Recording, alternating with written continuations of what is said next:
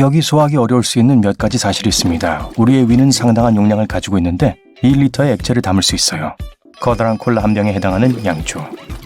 음식을 얼마나 먹을 수 있는지 측정하는 건 꽤 어려운데 음식이 위에 도달하기 전에 치아로 먼저 처리되기 때문입니다. 칠면조가 통째로 들어갈 수는 없겠지만 웬만한 크기의 닭 한 마리는 들어갈 수 있을 거예요. 위가 어디에 있냐는 질문을 받으면 여러분 아마도 배를 가리킬 거예요. 미안하지만 틀렸어요. 사실 이 윗부분에 있어요. 갈비뼈 사이에 숨어있죠. 과학자들은 결국 맹장이 사라질 것이라고 믿고 있습니다.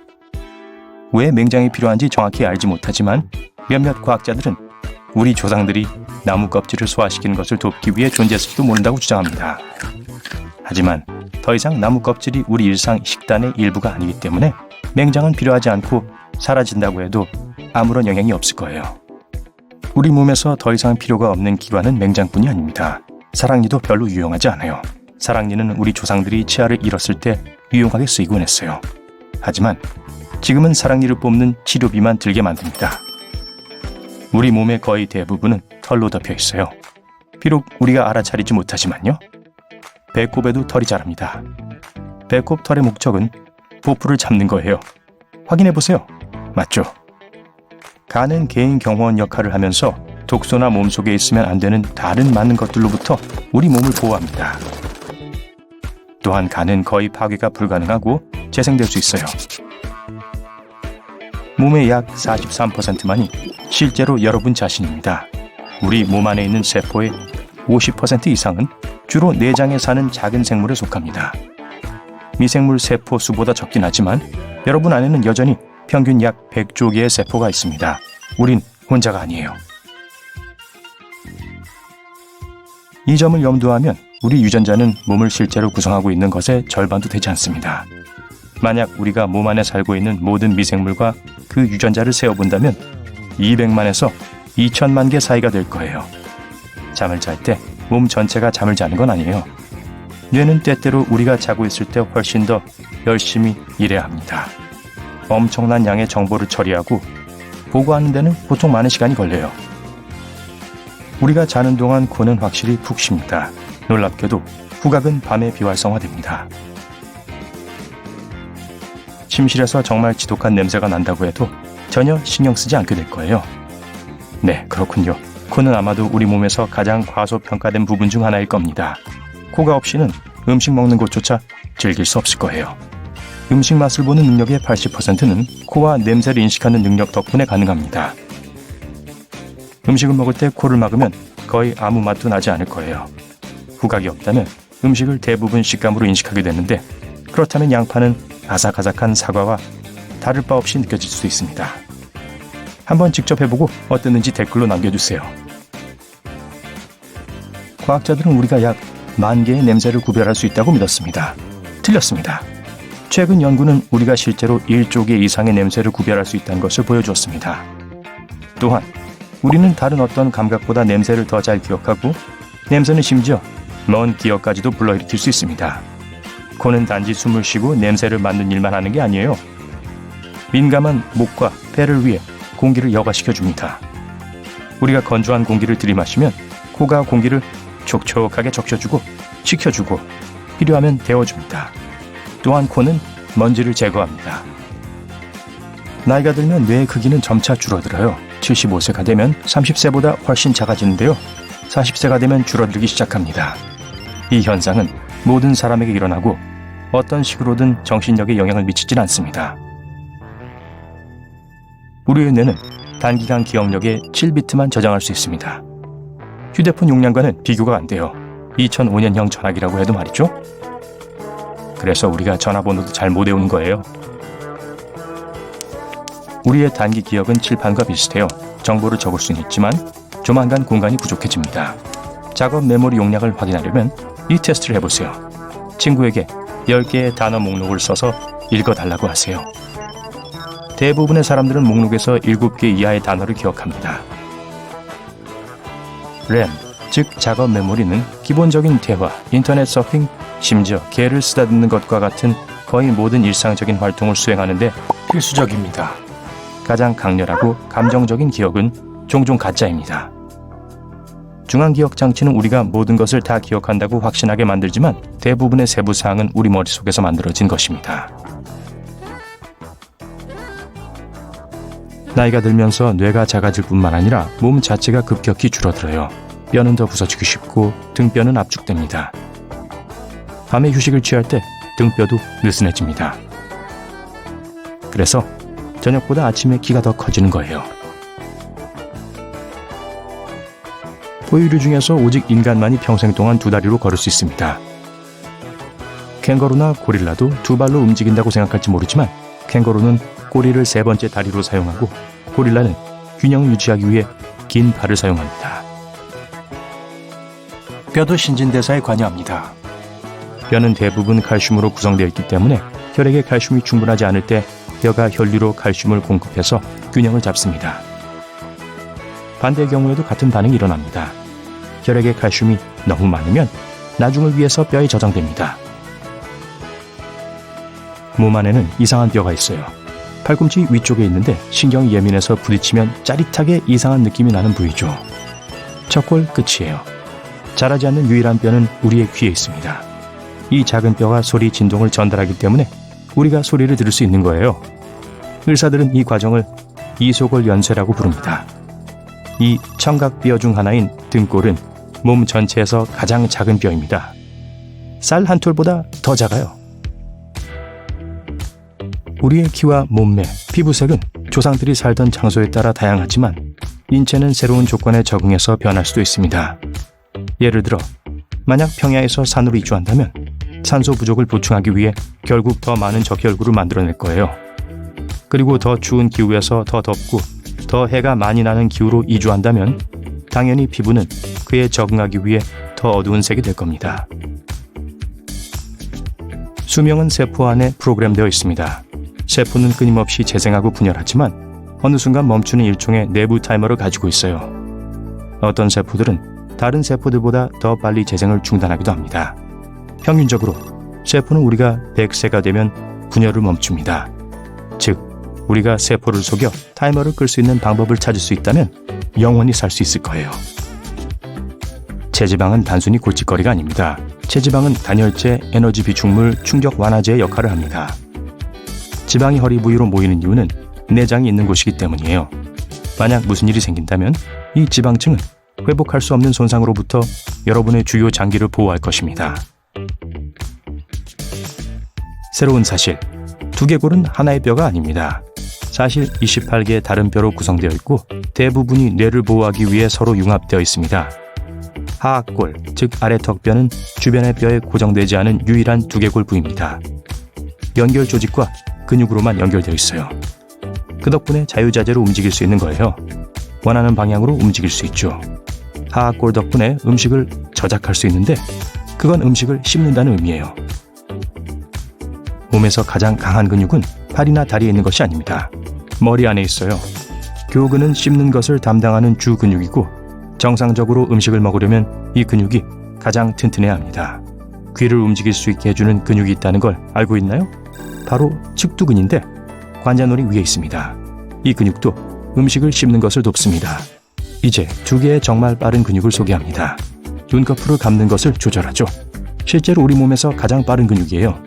눈은 연약하고 보호가 필요하기 때문에 눈을 보호하는 반사작용은 번개처럼 빨라야 합니다. 이 근육은 눈꺼풀을 10분의 1초 안에 닫을 수 있습니다.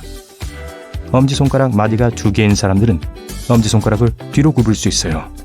매우 이상해 보이고 극소수의 사람들만이 알 수 있습니다.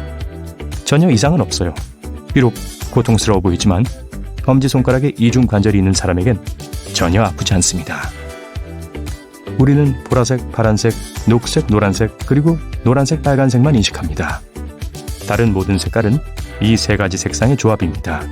사람마다 시력 차이가 조금씩 나기 때문에 사람의 눈이 몇 가지의 색을 구분하는지 측정하는 것은 불가능합니다. 하지만 평균 약 100만 가지 조합을 볼 수 있어요. 보이죠?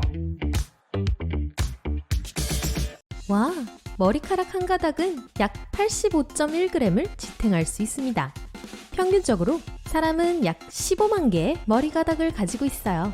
그리고 머리카락이 팀으로 뭉치면 약 13,605kg을 지탱할 수 있습니다. 코끼리 2마리에 해당하는 무게예요. 코끼리가 먹는 땅콩 무게는 빼고요. 두뇌는 전기를 생산하는데 그 방법만 알아낼 수만 있다면 작은 전구를 밝히기에 충분할 거예요. 손톱이나 머리카락을 자르는 것은 아프지 않은데 살아있는 유일한 부분이 피부 밑에 있기 때문이죠. 또한 손톱은 겨울보다 여름에 더 빨리 자랍니다. 심지어 계절의 차이가 별로 없는 곳에서도요. 또한 글 쓰는 손의 손톱이 더 빨리 자라는데 그 손을 자주 사용해서 손톱을 더 자극하기 때문입니다. 새끼손가락은 약해 보이지만 전혀 그렇지 않습니다. 새끼손가락이 없다면 손 힘의 50%를 잃게 될 거예요. 일반적으로 약지와 함께 작동하여 힘을 씁니다. 나머지 세 손가락은 물건을 잡는데 더 많이 쓰여요. 지문과 마찬가지로 혀도 독특한 무늬를 가지고 있지만 휴대폰의 잠금을 해제하는데 사용할 수는 없어요. 적어도 아직까지는요. 또한 혀에는 많은 지방이 있습니다. 체중이 늘면 혀도 살이 찝니다. 위에는 음식을 분해하는 산이 있습니다. 이 산은 너무 강해서 나무 토막을 뚫을 수 있어요. 성인 혈관의 총 길이는 16만 900km에 가깝습니다. 적도 주변을 4번 돌 수 있는 길이에요. 일생 동안 여러분은 2개의 수영장을 채울 만큼 충분한 침을 생산합니다. 우리 조상들은 몸에 털을 곤두세워서 적을 쫓아내기 위해 소름이 돋는 게 필요했어요. 우리에겐 더 이상 필요한 게 아니지만 아직 이 기능을 제거할 만큼 충분히 진화하지 않았기 때문에 여전히 이 기능이 남아있죠. 여러분은 아마 알아채지 못했을 테지만 우린 거의 한 번에 하나의 콧구멍을 통해서만 숨을 쉽니다. 몇 시간마다 콧구멍은 교대를 합니다. 그래서 독감에 걸렸을 때 콧구멍이 한쪽만 막히는 거예요. 대부분의 사람들은 우리가 오감을 가지고 있다고 생각합니다. 하지만 그건 사실이 아니에요. 과학자들도 아직 잘 모르지만 20개 이상의 감각이 있다고 생각합니다. 시각, 청각, 촉각, 후각, 미각 등이 있고 시간, 배고픔, 갈증과 같은 다른 감각도 있습니다. 그리고 자기 수용 감각이라는 것도 있는데 이는 신체와 공간과의 관계를 감지하고 제어합니다. 뇌는 강렬한 행복과 강렬한 슬픔의 차이를 항상 구분하지는 못합니다. 아주 강한 감정을 느끼고 있다는 것은 인지하지만 때때로 약간 혼란스러워하죠. 그래서 매우 행복할 때 울 수도 있는 거예요. 눈은 평생 같은 크기로 유지되지만 코와 귀는 그렇지 않습니다. 그건 정말 이상해요. 과거 모든 인간은 눈이 갈색이었어요. 다른 눈 색깔들은 무작위 돌연변이의 결과로 발전했습니다.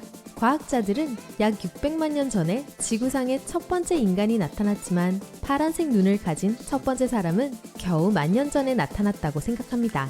그래서 지구상에 푸른 눈을 가진 모든 사람들은 같은 조상을 가지고 있을 가능성이 높아요.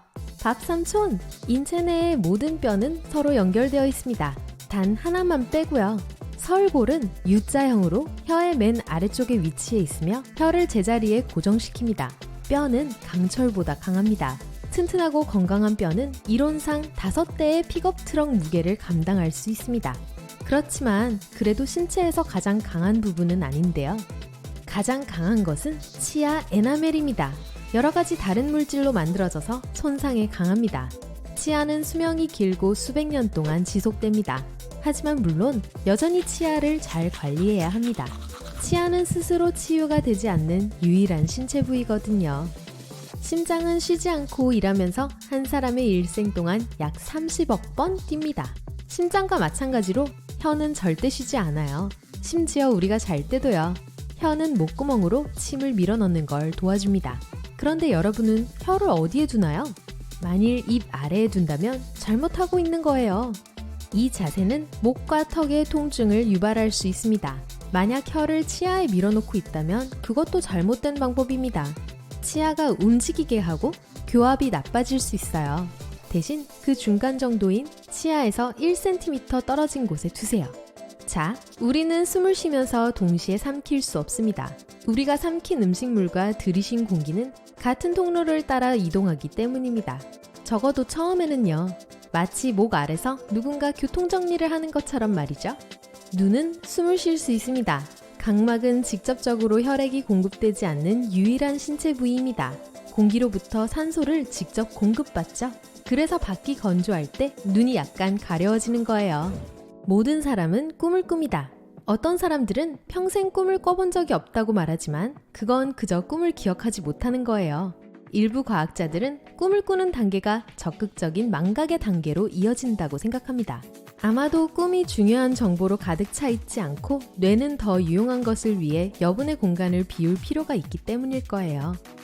꿈을 기억할 만큼 충분히 운이 좋은 사람들은 잠에서 깬 후 5분 안에 절반 정도를 잊어버리고 10분 후에는 대개 영원히 잊혀지게 됩니다.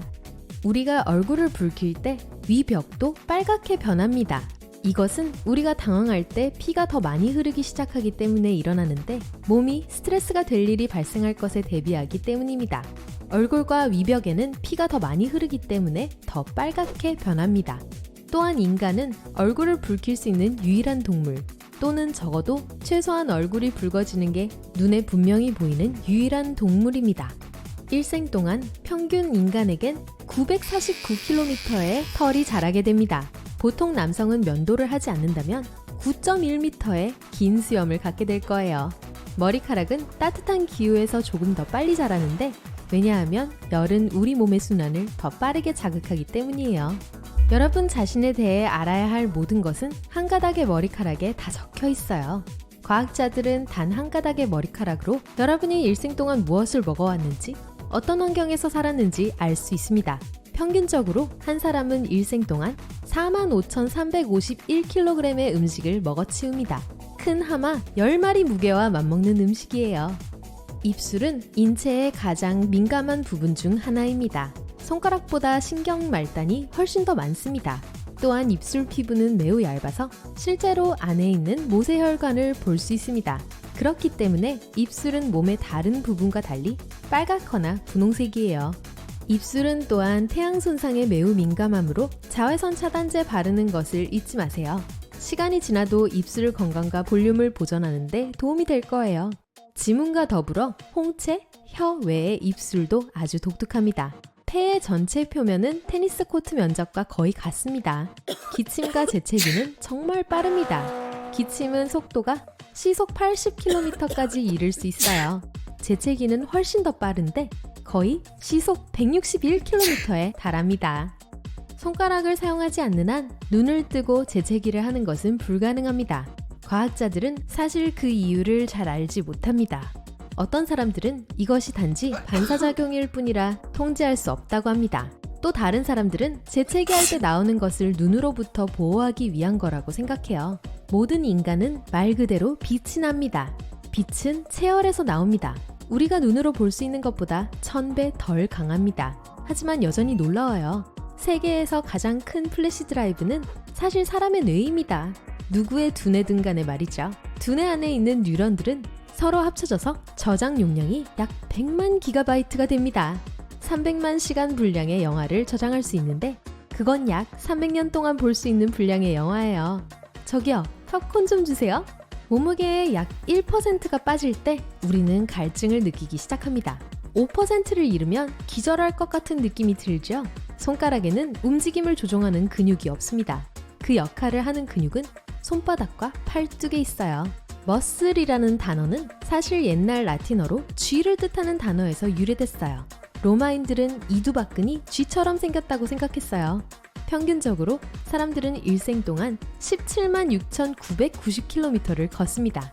지구를 4바퀴 돌 수 있는 거리 혹은 지구에서 달까지의 절반 거리에 해당합니다. 그러니 꼭 편한 신발을 신는 걸 잊지 마세요.